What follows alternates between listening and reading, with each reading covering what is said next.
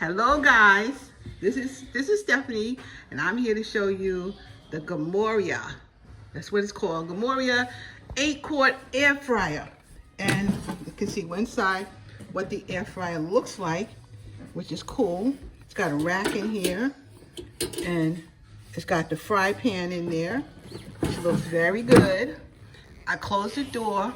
I'm gonna turn it back on, and you see the fan of air fry. It's on.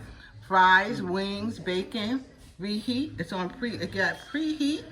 It's got stop, cancel, plus and minus for the temperature and the time. And we got bake, we got roast, we got broil, we got, what is that? Dehydrate, and we got keep warm. And a turn on reminder, which tells you when it's time to turn, it will remind you that you should turn it over. So this is a good air fryer. As a matter of fact, my brother has this in his house, and they use it all the time. They have absolutely no complaints. I believe they've had it for a good 2 years almost, and so they have no complaints about it. So just wanted to show you this thing. And again, this is Stephanie, and you and I am out.